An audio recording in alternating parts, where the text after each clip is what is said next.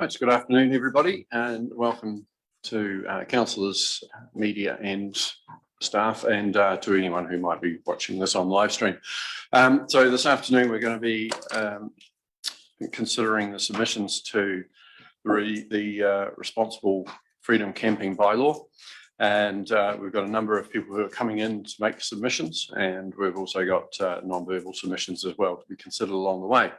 Our first verbal submission was to be starting now, but he's unable to make it. So we're going to go straight into non-verbals in a moment. So starting with page say 11 with Luke Perry's submission. But before we do that, I'll just ask Mr. Barsley if you want to make any comments on the without getting into all of the detail on the submissions, but if there's anything in particular you want to make comments as we introduce this session.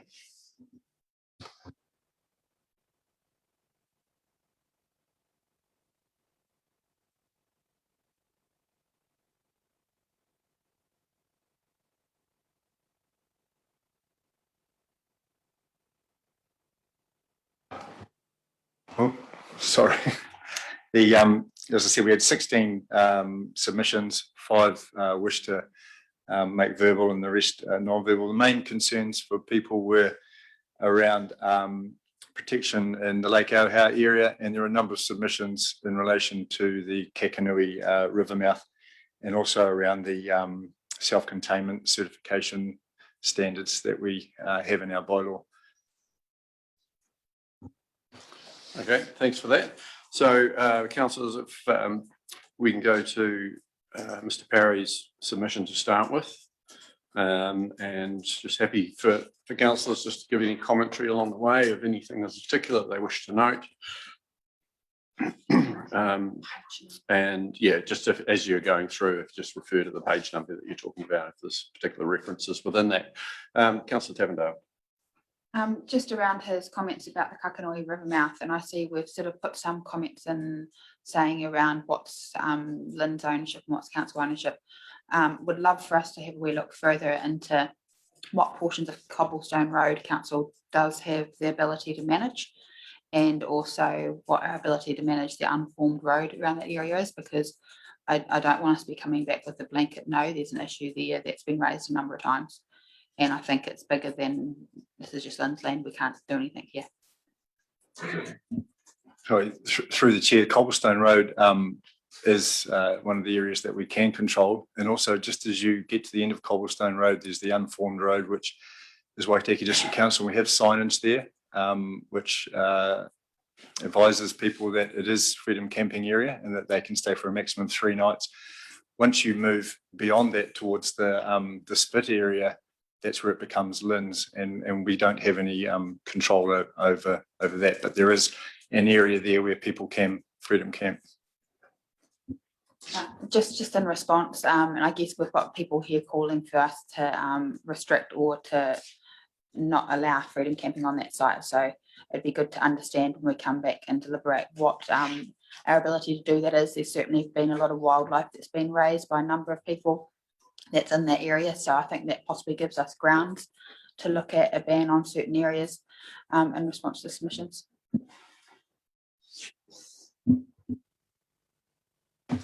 Yeah, I'd certainly agree. As far as making sure that wildlife's respected, talking further to Doc and Lynn's around what areas we're able to cover with the bylaw becomes important. So as far as that discussion goes, at the moment, it's not an area we control.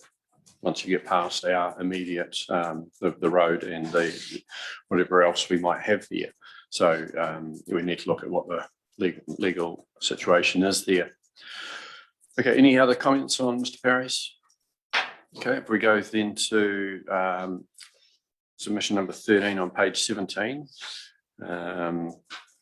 It's Marcelo Carina, who was also going to be a verbal submission but couldn't attend. So this is one that is does talk about the Lake Auhau Basin and some of the issues there.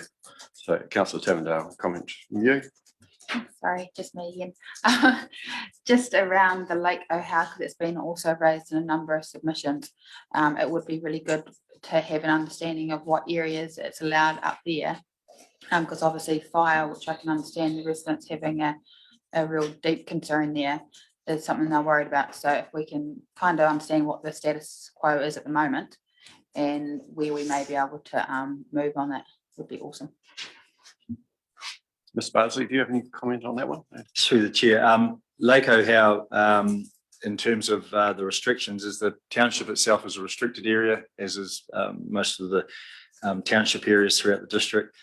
Immediately in front of the township down to the foreshore is prohibited, but directly, I guess it would be east and west of that, freedom camping is allowed. So that would be from Ohau to Lake Middleton is freedom camping allowed. So any ban, the number of respondents who have spoken about Lake Ohau, I would say the ban that they're looking for is between Ohau and Lake Middleton along that area there.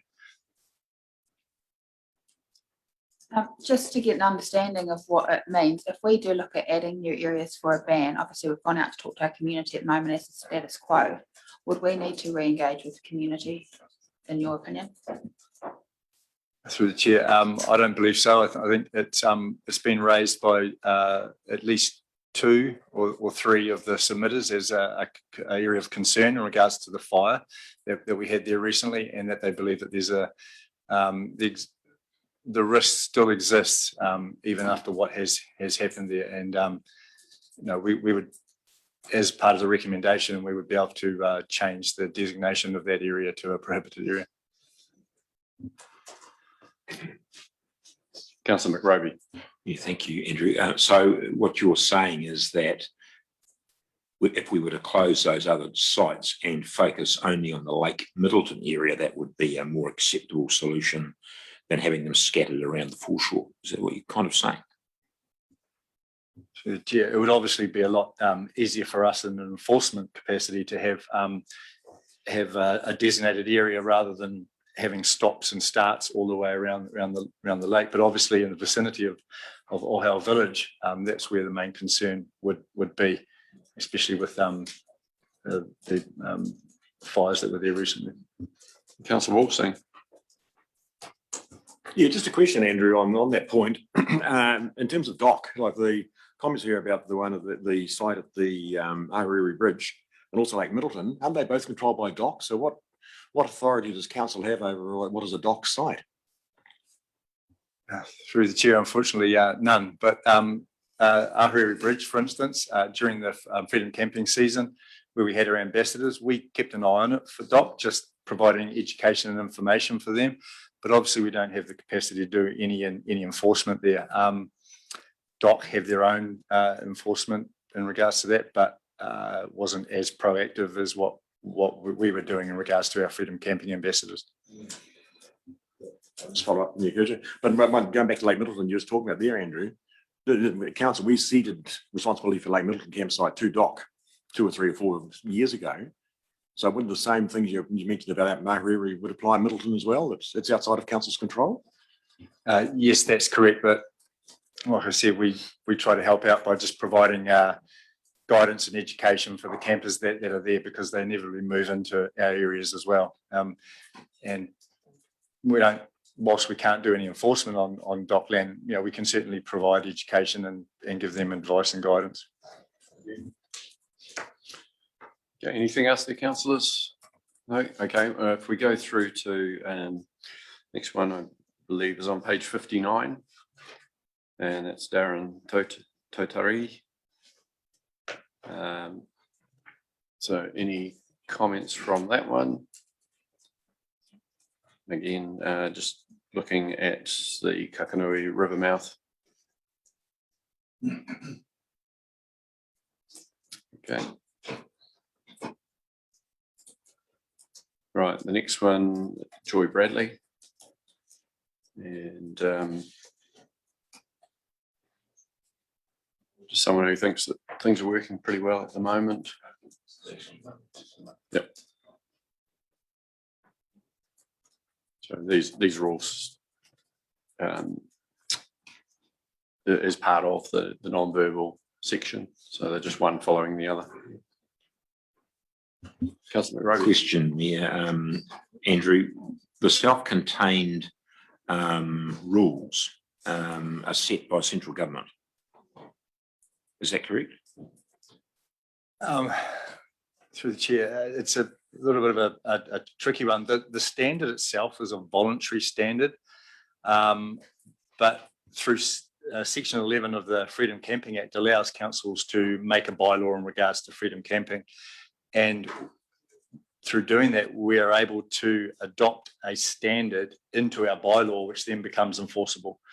So the current certified self-contained standard is set out through the standards which we have incorporated are enforceable.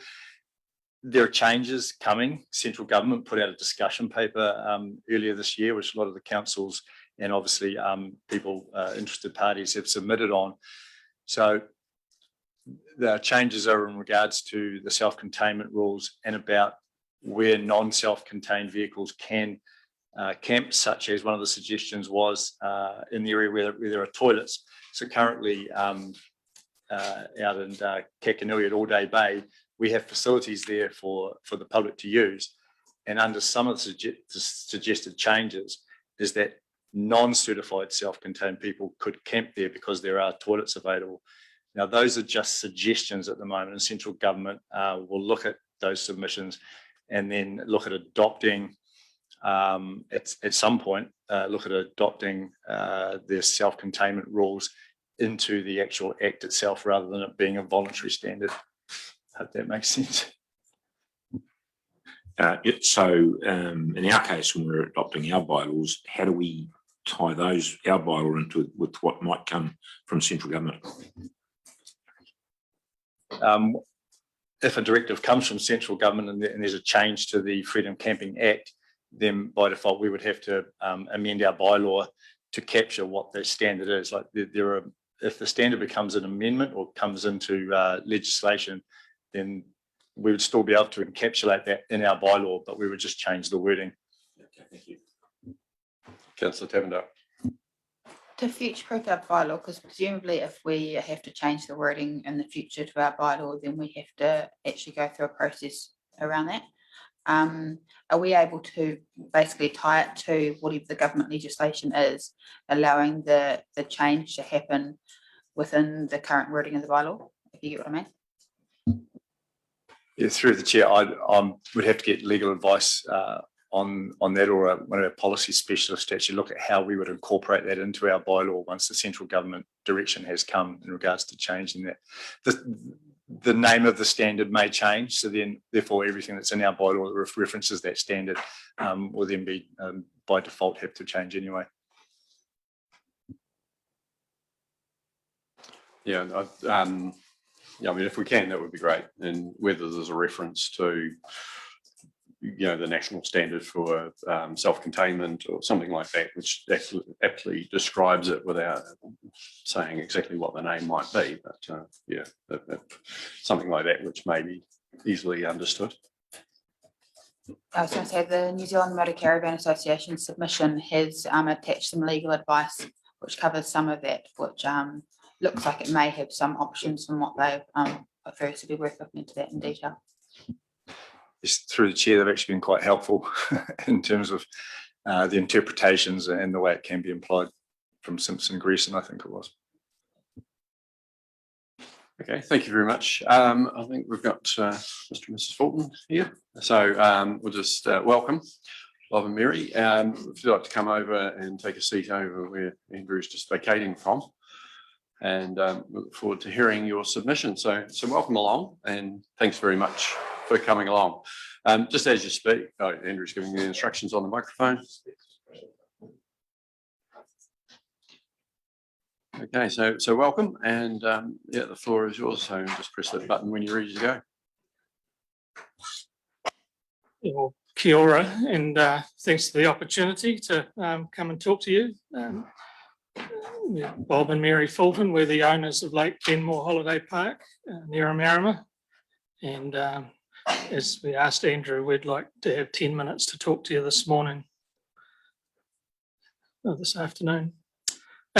Just by way of introduction, I mean, my mother's family has lived in the district, Oamaru and Waiнаkarua for 120 years, and Mary's family has lived up the Waitaki Valley for longer than that. So our submission is under the Lake Benmore Holiday Park. We're really here to talk to you as landowners who are interested in the land and the people, and not so much interested in the commercial realities of our holiday park. And we took a strong interest in the Ahuriri Bridge process, and we noted in our submission that it was, in our words, a debacle. I still think it's a debacle. It's easy to pawn it off as a dot problem, but it could so easily be a council problem if the council was the ownership, because it's not who owns it that's the problem at the Ahuriri Bridge. It's the issues around who's staying there and how it's being managed. And I did visit it on Friday afternoon, and despite an extra toilet that's been added, the site still remains a dog's breakfast for mind. I think one thing everyone agrees on with this process is that the legislation is very poor legislation. Even the proponents of freedom camping agree that. But what I'd ask is that you don't use that as an excuse just to kick the can down the road, because that's, I think, ignoring the issue and just blaming someone else. And I think this time where there's a pause in mass tourism is a really good time to get serious about solutions and looking for real long-term change. And I'd perhaps just draw you to the fact that, you know, there's a couple of things on the go at the moment. Stuart Nash's proposal of changing the self-contained rules is, I would say, quite bold. And just in the last couple of weeks, there's been a proposal for the Milford Sound, future tourism, which I think has been quite transformational. And so people are taking the opportunity while there is this pause to actually make some real change. And I think it's a good time. So we would encourage you, to be bold and to display some leadership on the issue rather than just do same old, same old. And Mary's got a few specifics that she'd like to add, and then I'll just summarise at the end. I just want to make 3 points. One is that the primary needs of freedom campers, we think, are around convenience and safety. Secondly, I want to talk about fairness for all campers in the Waitaki Valley. And thirdly, about protecting the environment. So beginning with the needs of convenience and safety, I just want to tell you a story that I thought you might find interesting. Going back pre-COVID, it's easy now to forget how busy it was then. And we had camper vans pouring past our gate in the late afternoon. Some of them would come in and stay with us, and many kept going. But an interesting fact was that we would have, I guess on average at peak time, 2 or 3 camper vans a night coming in and asking if they could park for free with us overnight. We must have space out the back. And we couldn't understand why they would do that to start with. They knew they could camp for free outside on the roadside somewhere. Why would they come into us? And we would even have vans sneaking in after the office shut at 9 p.m, parking up somewhere. And it dawned on us that what they wanted was security and convenience, and they wanted to be in a managed place. They didn't want to use our facilities. They weren't sneaking in to do that. But we didn't let them stay.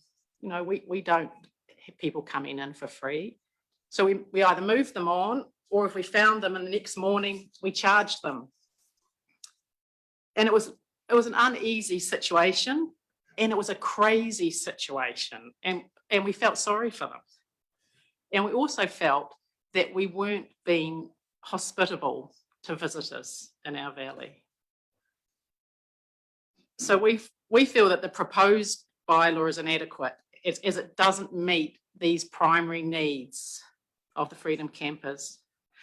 The majority of them seem to be on a timetable, and at the end of a busy day of sightseeing, they're looking for a convenient place to stop that they know about, and they're looking for a safe place. And the Ahuriri Bridge is overloaded with Freedom Campers for those two reasons.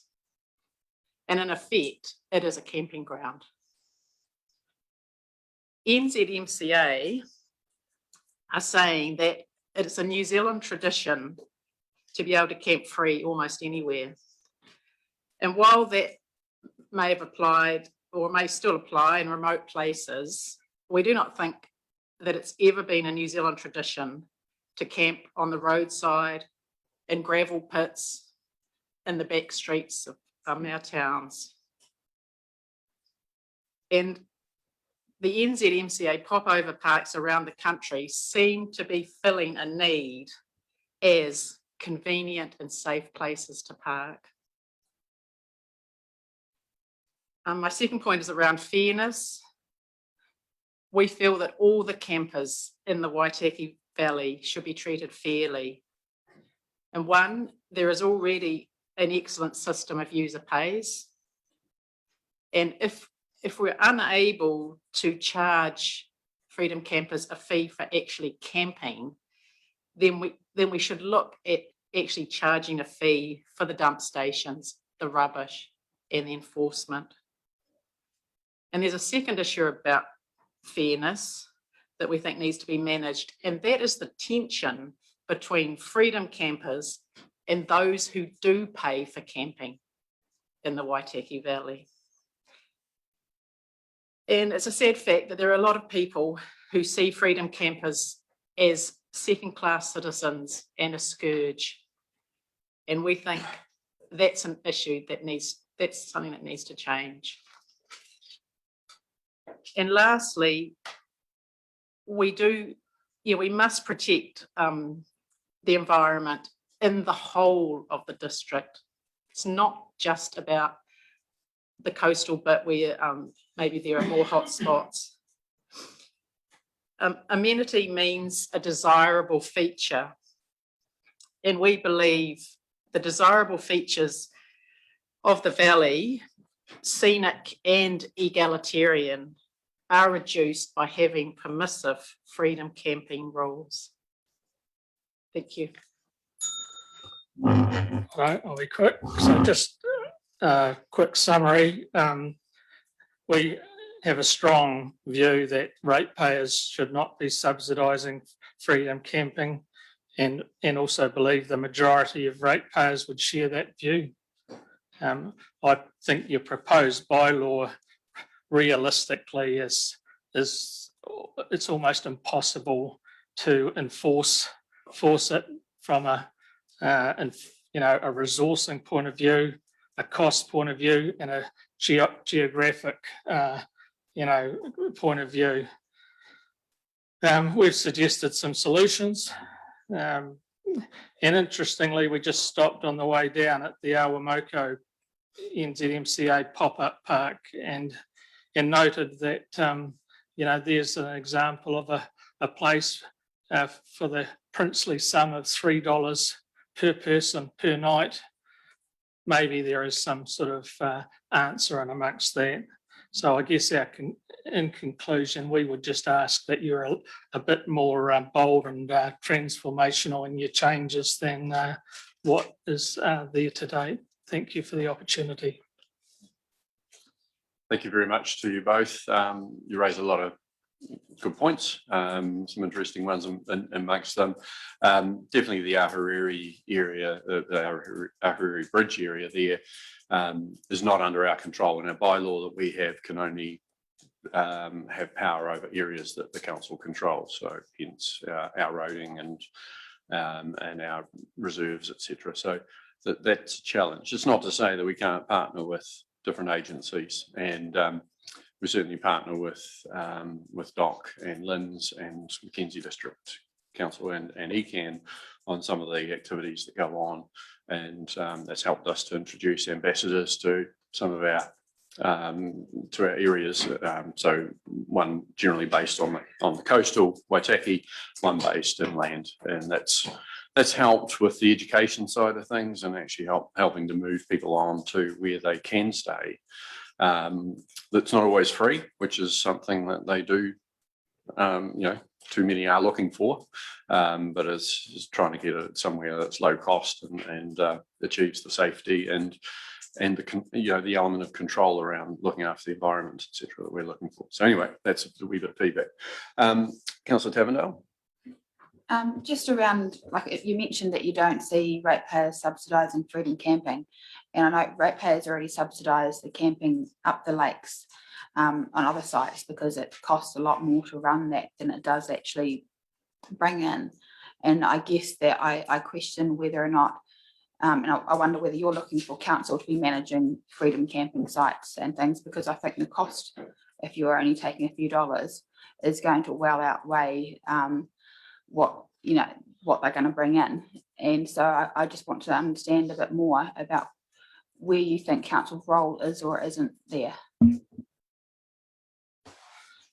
I mean, I think ultimately that's a decision that you make with respect to the sailors' cuttings of the world. You set the fees, you decide whether you make a profit or a loss. So I see that's a little bit irrelevant. I don't think under the current legislation you can stop subsidising freedom camping. You have to pay for enforcement officers, rubbish dump stations, etc. But my issue is that as a ratepayer, I guess I have a philosophical point of view that there shouldn't be a free lunch, and there is a free lunch there. And so in time, I think the legislation will change to something more sensible, and potentially the council can move on the journey towards a small number of places like the Awamoto pop-up park, where you do have some recovery, and that's what I sort of see the councils that are being a bit more bold doing.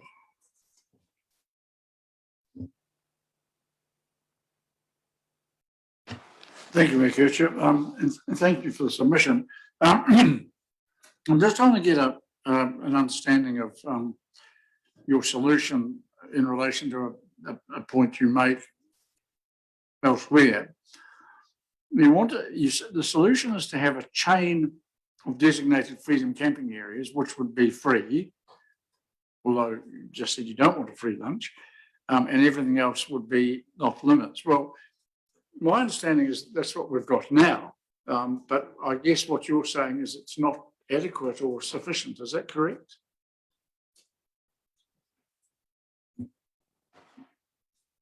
Well, my understanding is that it's much more permissive where people can camp at the moment. They can camp pretty much apart from a few prohibited places. And so what we would have would be more like, I think what Marlborough have done, isn't it? Where you actually have more like popover parks around, certain distances apart down the valley. So there would be more, they would be, a paddock somewhere like the Awamoko place. Right. I need to check, but my understanding, I thought we had a reasonably prescriptive set of rules regarding where people could freedom camp at the moment. But look, that can be investigated, although I suspect if we were to change the locations, we would have to reconsult, would we, Andrew? Would that be correct? Would we have to go back to the community if we were to redesignate areas?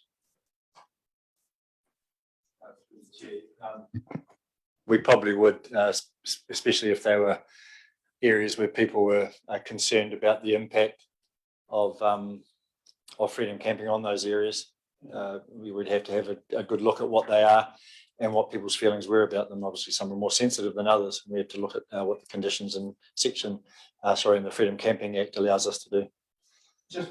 I think we have to cut it off here because we've got someone joining on Zoom. They're waiting. Should be waiting. But what I'd say is, the problem is we don't own paddocks scattered along the Waitaki Valley or anything like that. And whilst we might be able to work with NZTA on roadsides, as you're saying, that's not what people are wanting either. They want safety off the road and so on. So it becomes quite a major piece of work to actually identify where can we do it along the way. Where are areas where they're not going to be annoying to neighbours and various things. It's not easy, and as QLDC found out, when they put one just near the turn off between Hawea and wherever it is, so they put one in, and certainly it's got its share of critics as well. So there's it's great what the NZMCA do, but obviously you've got to be a member of those organisations to participate in that. But we're trying to find that balance between being permissive enough that there are places where people can safely stop and so on, and also controlling enough that we're looking after the environment and neighbours' issues and things like that. So there's more discussion to be had on this. So thank you very much for your time today. I appreciate you coming in. Yeah, no, thank you, and good luck. It's not a straightforward issue, or it would have been solved by now. Cheers. Did right. So we've now got I think James Mack joining us, representing New Zealand Motor Caravan Association. Just beaming aboard as we speak. Good afternoon, James. So welcome, and thanks very much for joining us on for this hearing of submissions. So just hand straight over to you. Okay, good afternoon, and thank you, Mayor, for the introduction, and I appreciate the council accommodating me on Zoom today. Very much appreciated.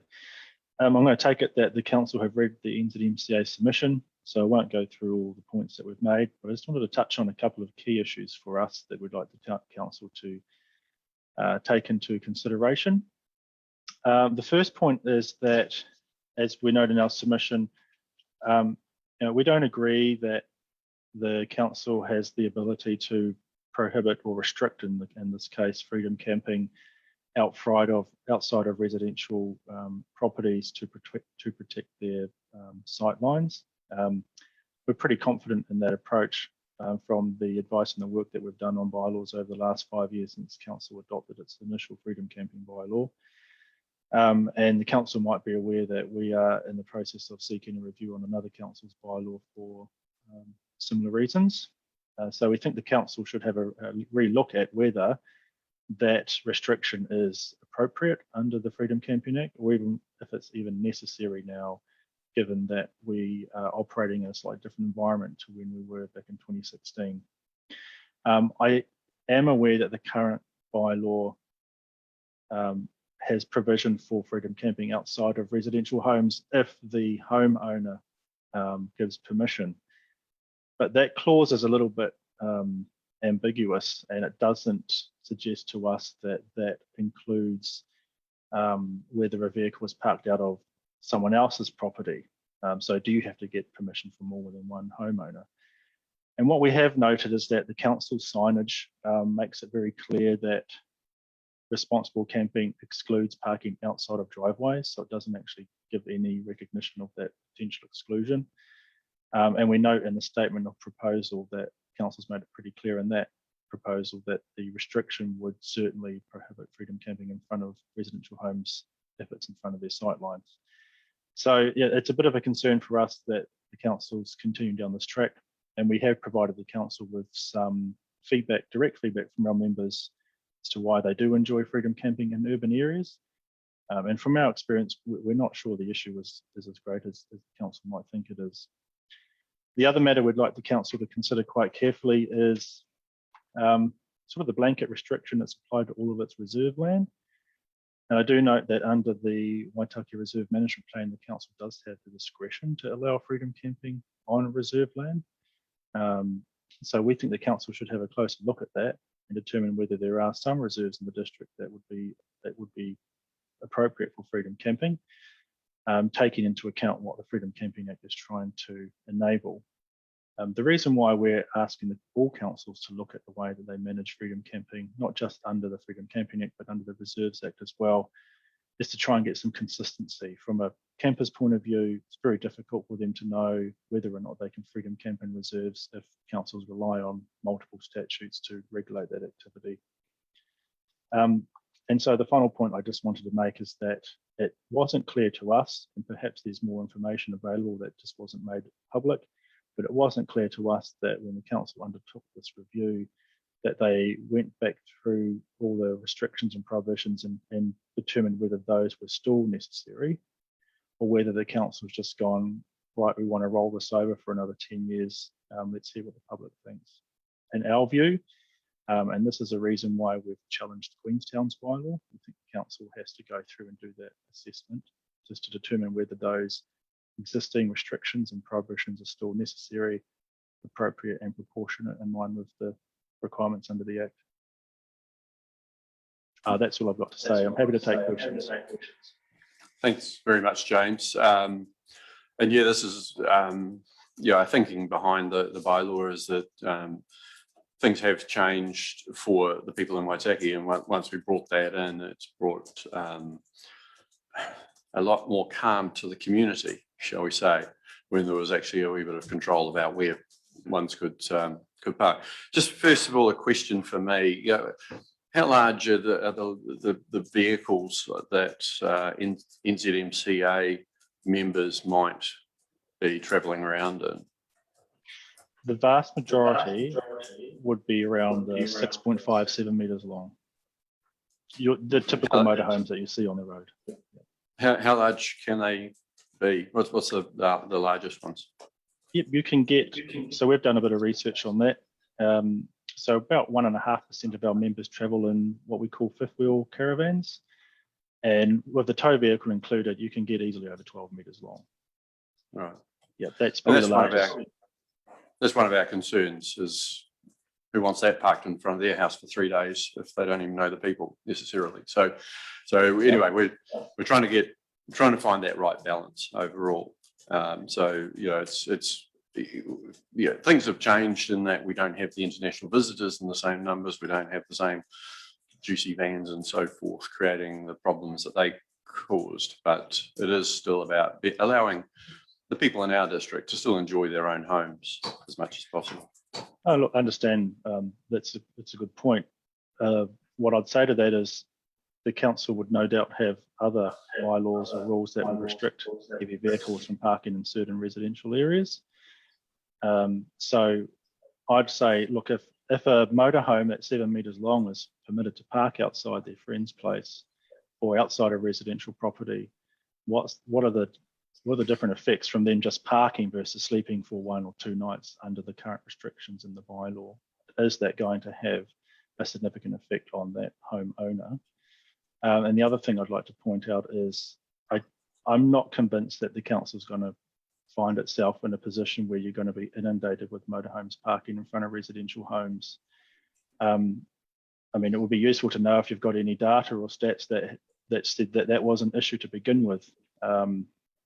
Because, from our experience, we don't see it as a major problem.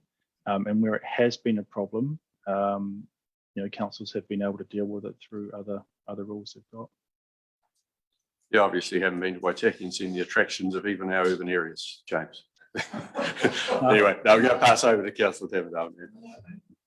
I'd say some people who had that problem probably wouldn't agree that wasn't an issue. But just want to understand whether your stance has changed as an organisation, because we worked quite closely with the NZMCA when we put the original bylaw together. And I note you commenting around the restricting the 2 self-contained units only. And now it seems the messaging from yourselves is that you'd like that opened up further.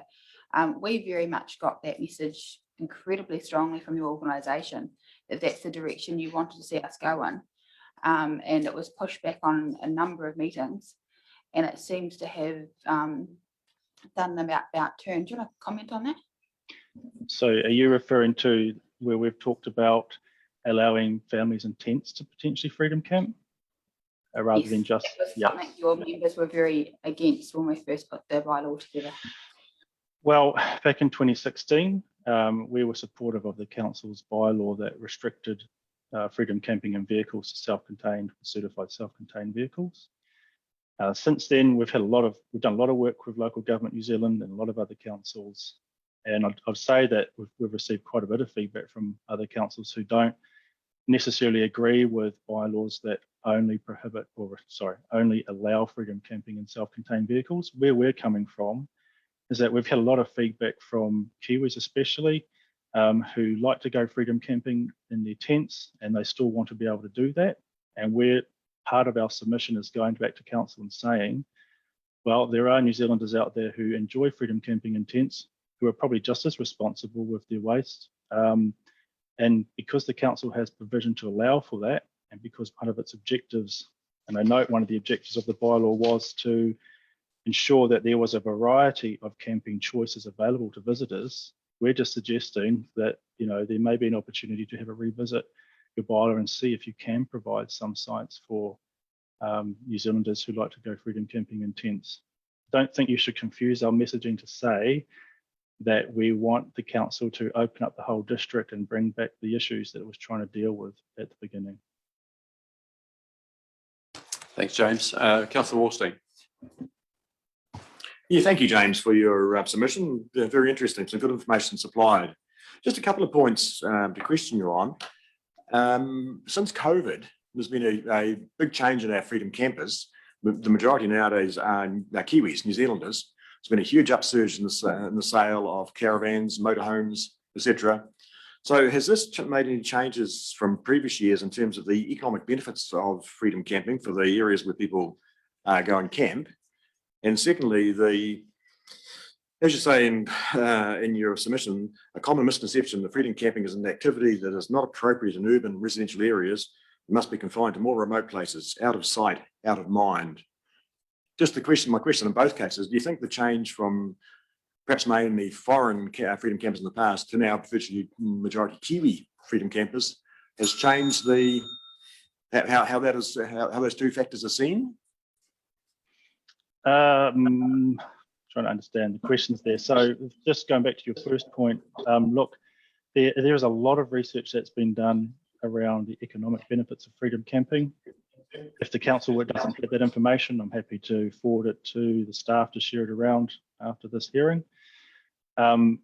We haven't ourselves done any research since COVID, but it is part of our work schedule to do that once we have a better understanding of sort of what the future of tourism is going to look like for our sector.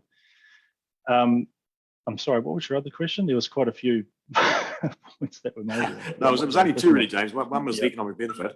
And second was the fact that freedom campers should be stuck away and out of the way places, out of sight, out of mind, not allowed in areas where they can go to shops or movie theatres or restaurants. So a common theme we're finding throughout a lot of councils that try and prohibit freedom camping in residential areas is that they feel that freedom camping is not appropriate in urban or residential areas.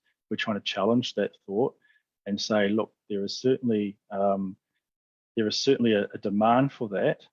Freedom camping isn't just about freedom camping off the beaten track in the wilderness. People like to go freedom camping for all sorts of reasons, and the comments that we included in our submission made it clear that a number of our members enjoy freedom camping by definition, visiting their family and friends, and also staying close to town centres because it's within close proximity to shops, businesses, and other amenities. So, I know Oamaru is a motorhome friendly town, and so the council is probably already familiar with the benefits of that program. I'm just trying to get the council to think a bit more broadly here that, hey, look, maybe there's an opportunity here to revisit the restriction that it's still wanting to continue in the residential zone, given that things have changed over the last 5 years. That's all. Councillor Hopkins. Very quick question. Your point 31, you say you recommend that we review more restricted and prohibited areas to ensure the bylaw complies with sections 11 and 13 of the FCA. But what are you saying? That you don't think it does? In which case, why haven't you said where it should be changed, please? Well, it's our understanding that when councils go through a review of their bylaw after 5 years, that they have to go through and review whether those existing restrictions and prohibitions are still appropriate, necessary and proportionate.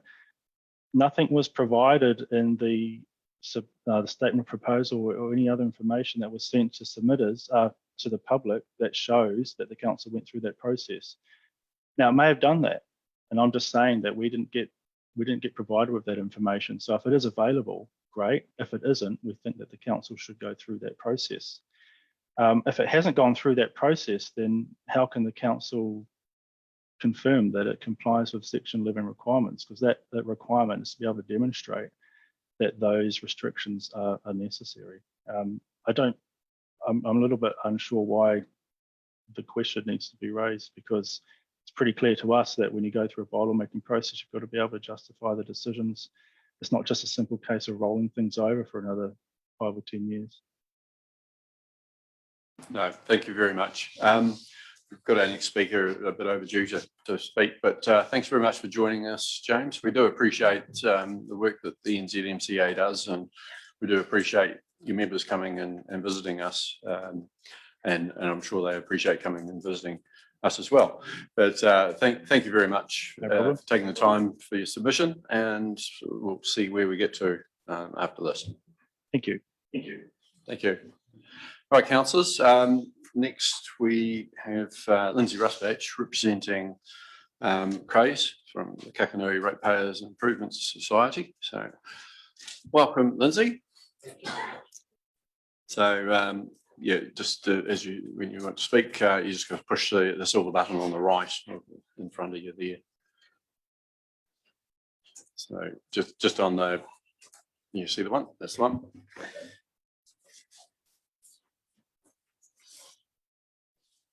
Okay, thank you very much for this opportunity to add to the present bylaw. We at the Kakanui Ratepayers and Improvement Society are 100% in favour of the current Waitaki District Responsible Freedom Camping bylaw. We think it works really well, especially works very well for Kakanui, thanks to the awesome work that the council and Mal did in 2017. However, we would just like to take this opportunity to review it a little bit further and maybe add just another prohibited or restricted area in Kakanui. I'm unsure whether in your screens you have the maps that I provided. You do? That's even better. So if you look at map 5B, which is the one like this, you'll see that I've added a cobblestone road and the river spit as additional prohibited and restricted areas.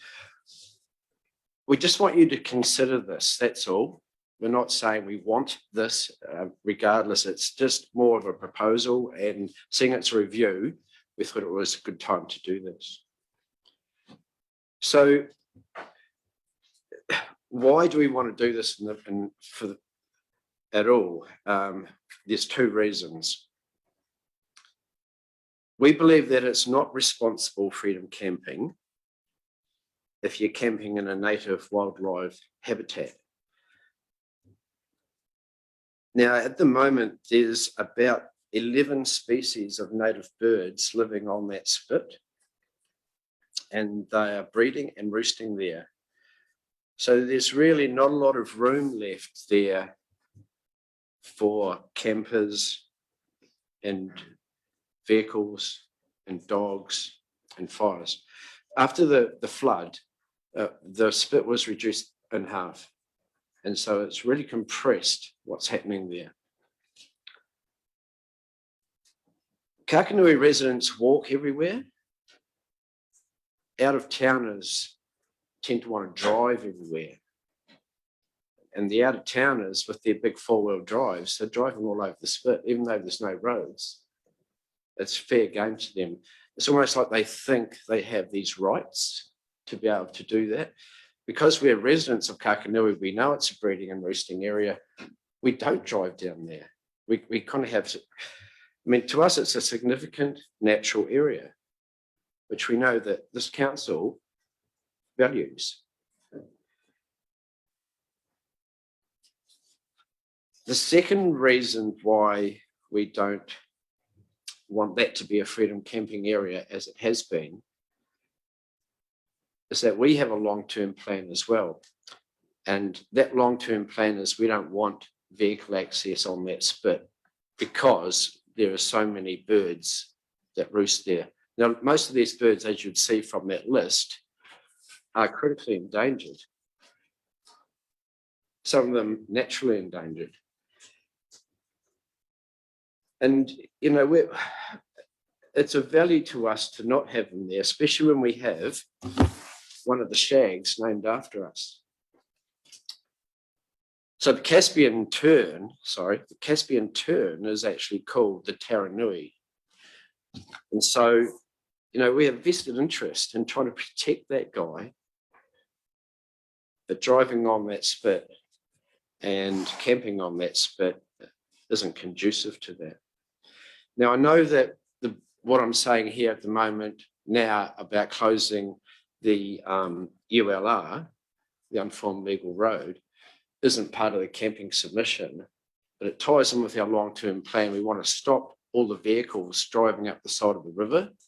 And at the end of Cobblestone Road, if we were to put some big rocks there, boulders, to inhibit cars from going up there, it's only a 200-metre track, then we would be able to turn it into a walking track, which is what we want, more walking tracks around Kakanui. And that would bring me on to the next thing, which was we'd need a cul-de-sac at the end of Cobblestone Road so people could turn their vehicles around as well as park there to do these walks to go on the spit. So in a nutshell, what we're trying to do is, one, reduce that freedom camping area to nothing, close off that ULR, and just conserve it now for the birds. And that is the end of it. Thank you.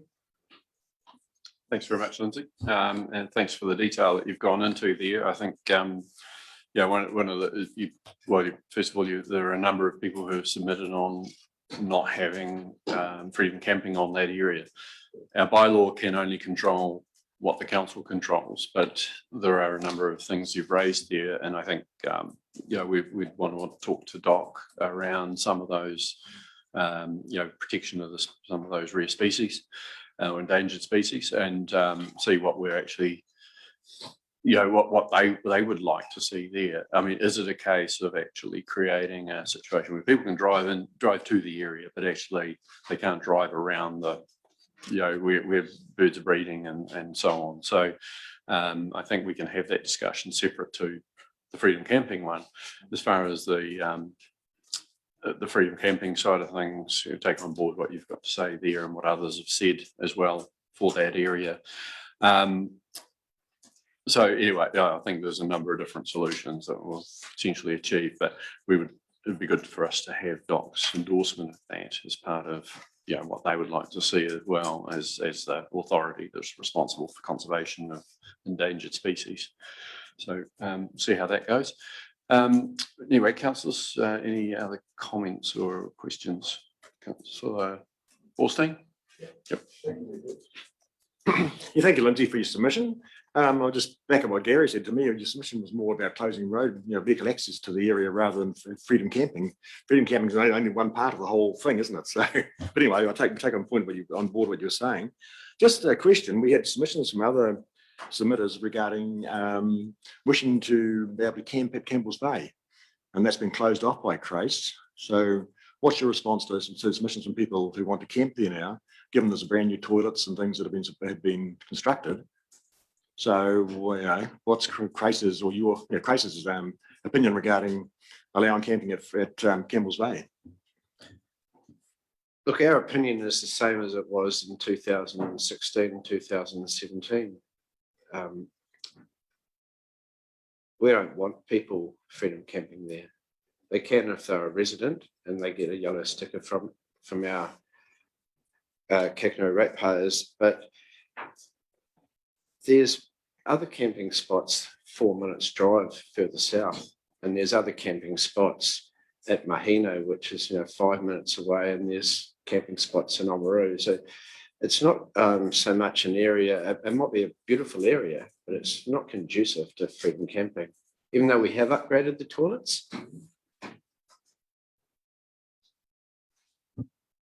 Yeah, I just think, Lindsay, it was used for freedom camp for years and years until the major influx after the Rugby World Cup. And most of the keeper campers now are Kiwis.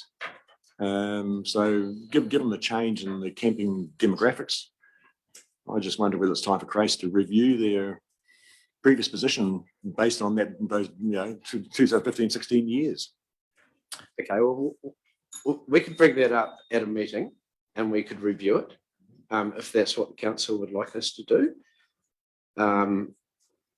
We kind of, with our community, once we vote on something, we seem to be pretty fixed on that. So I think the issues that it brought to us way back then, for us to bring that up and get the council to get in there and close it down for us, that was it. We've done it. We've done our battle and we won. And we just leave it at that, Colin. I think, what we're talking about is land that Craze has control over, it owns, and the decision is yours. And we went through a lot. There was a lot of angst that was gone through last time that was debated, and I think it's actually a good system. If people want to stay there, they can apply to Craze, and you can say yes or no, and so that gives you control. I'm just going to hand over to Councillor Tavendale. I was going to say I wouldn't take it as a direction from council, because I think that because we voted to go out with the current bylaw as is, as a council, I think you've got a direction from council that we're comfortable unless you come to us with an issue. So I wouldn't take that as a direction from council personally. And yeah, just I think it's quite a good thing that you brought up the road closure and that kind of thing, that whole discussion at once, because we might have different topics going on here, but they all feed into each other. And I think when councillors are making one decision, they need to be aware of the full picture. So I really appreciate having that put in front of councillors. And I'd like to think that we'll be able to work with Grace and Lind and anyone else to come up with the best solution there, because vehicles are probably not our friends down there right now.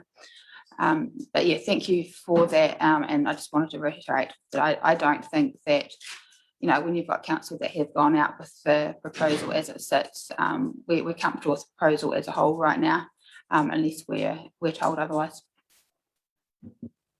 Thanks, Mel. That's the way we feel too.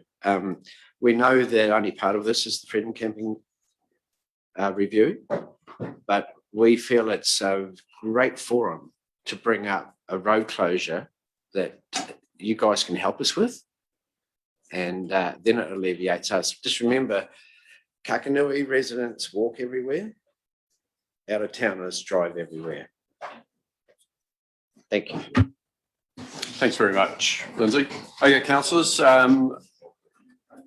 we've got some people becoming Kiwis this afternoon with a citizenship ceremony starting in 17 minutes. So we're going to go through as reasonably quickly as we can. I'll need to leave in about 10 minutes though. So off to page 63, where we left off, and just looking at the submission there for Andrew Milmine. Sorry, what am I looking at? Ross. Yes. Yeah, it goes by a second name. Okay, so any comments there? You're saying the bylaw's working well. Go to the next one. Councillor Holden. So I just like not in referral to that one, just to comment some of the points that are raised. We're looking at doing this whole bylaw and the the future of freedom camping in the district. Just wondering, have we actually had the conversation where it fits within the destination management at the moment? And I'm just wondering if those conversations being held in unison or completely isolated. Look, I think they are connected, absolutely. So you're right to raise that.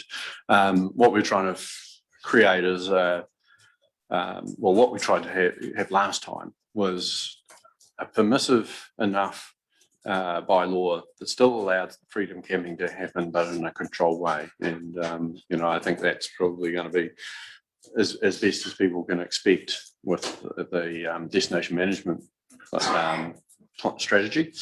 I don't think we're going to sort of throw open all areas to anyone all comers. It's about trying to get value tourism and so forth, and make sure that our community retains its social license around tourism operations. So this bylaw is part of that.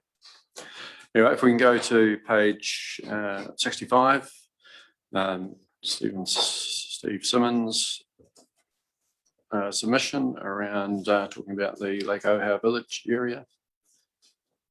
Take note of the comments on there. Okay. Next we have Kerry Kassani. Sorry. Anything on that? Sorry. Yep. Very quickly, just going back to Mr. Simmons' submission. The point he's making about Ohau, I suppose, Andrew, have we taken, now that that's occurred, the fires in Ohau and the problems that Mr. Simmons identifies, including losing his own home, have we factored that into our deliberation about other areas elsewhere in the district? That possibility of wildlings and plantation forests causing problems? Through the chair, without doing a stock take of all the freedom camping areas and how close they are to wildlings or plantation forestry, obviously when you go through the fire season, if there's complete fire bans on, then the rules apply in regards to that. Yeah, I'm just wondering whether it is another overlay that we should do. But, only if you want to go out and inspect them every year, which I don't think we do. Okay, just moving now to Samara Kuskoff's submission, which was around allowing some freedom camping at Campbell's Bay. And I think, as pointed out earlier, there's opportunities to contact Crays with their bit of land there. But Councillor Tamandale, do you want to add? Yeah, I just note that's from a local, and Crace are very open to having people contact them and still allowing an element of freedom camping, just didn't want it to leave what was. So if we're able to go back to that submitter when we respond to say that we recommend you talk to Crace, because it's not it is an option that's available still with the permission of Crace. Yeah, just to make the point, there is council land at Campbell Bay as well. It's not all Crace land. So I think the council has ceded authority over its land to Crace, and that doesn't need to be the situation for every other day. That could be reviewed. But just to make that point. Well, it is the purpose of this whole bylaw review. It's given the, like, as I said before, given the angst that happened the last time we had this discussion around people camping on the foreshore there, we've determined what happens with the land that we do own or do have responsibility for, and that's that there wasn't to be any around there. Councillor Davendale is a local. Do you have anything to add on that? Yeah, we worked really closely with the local community on that, and I guess my response to that is this: what this proposal is about, talking about whether that's the case. Council as a whole was relatively comfortable with where it was at, and that's what we want to talk to the community, make sure they were still comfortable with that. And I think that there hasn't been an overwhelming response coming back saying we want you to change that. So I think the proof is sitting in front of us there, Councillor Wolfing. just respond, I think we're comparing apples and oranges. I think there was at the time there was a massive number of people camping there, so that was definitely exceeding what would be allowed. A restricted number of camping spaces in that area, I don't think would cause any concern as long as it was a limited number and first in, first served. Councillor Kingham. I just hope we never get back to the position we're in then. I think most of us share that. Okay, page 71, submission from Joan Blackburn. Just consideration of vehicles without self-containment certification. Any comments? Again, there hasn't probably been overwhelming support for changing that, but we're going to be looking to what central government's doing anyway, because that may be changed for us, which is going to result in change of our bylaw ultimately anyway. So I think we watch the space on that. Thank you.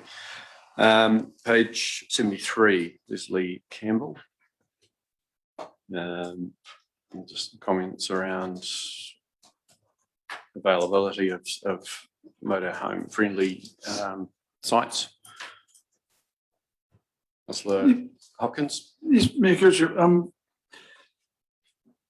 we do have look, okay, so this guy is saying that we're not friendly enough in Oamaru, but my understanding, well, as far as last time I saw the maps, there are places in Oamaru where people can, with self-contained vehicles, can park.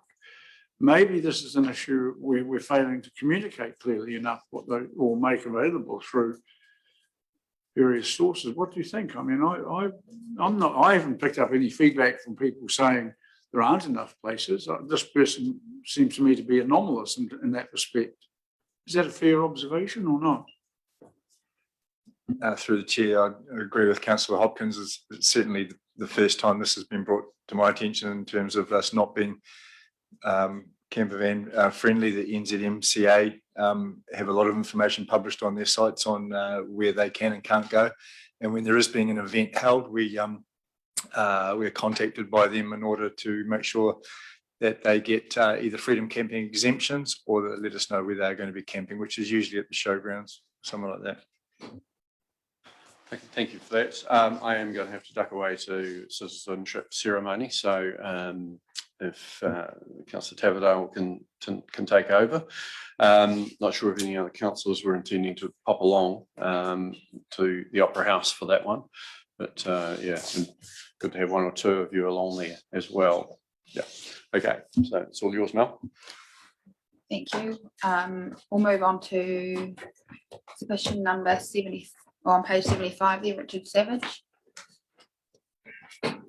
Was there any discussion on that? He's talking around wanting to specifically identify Gimmel's Crossing in freedom camping areas. There was discussion around Gimmel's Crossing when we first put the bylaw out around people that had camped there for a long time, because I think it still went into the self-contained and maximum 3-day stay, which was different from why a lot of people use that site.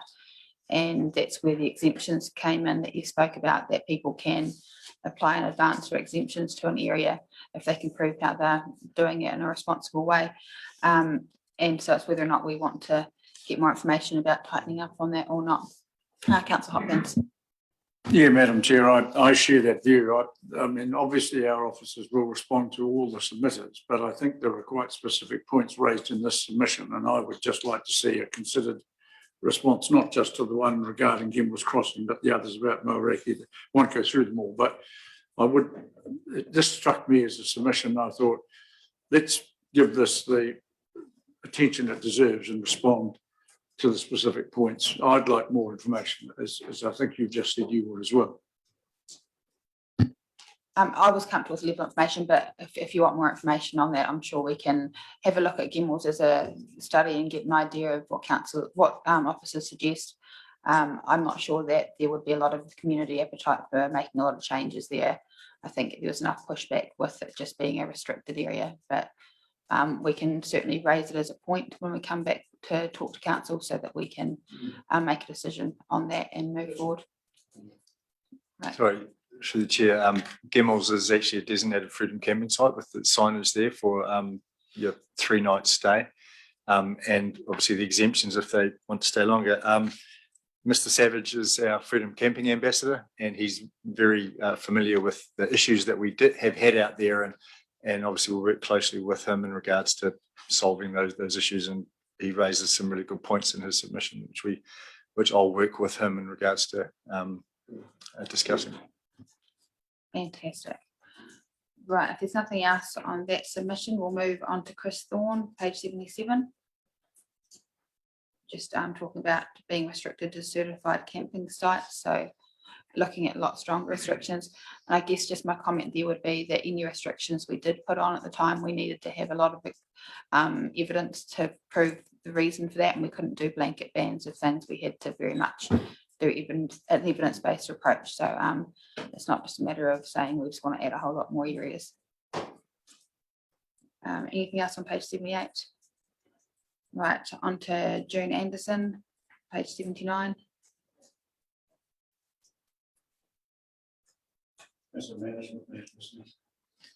Right, so that's all the submissions there. Do we need to do anything with that? During hearings, and we will reconvene deliberations as part of the discussion when the report comes through to announcement. Great, so we will finish hearing there, and we'll be back for deliberations and a decision at a later date. So thank you for those at home watching, and thanks for staff and councillors.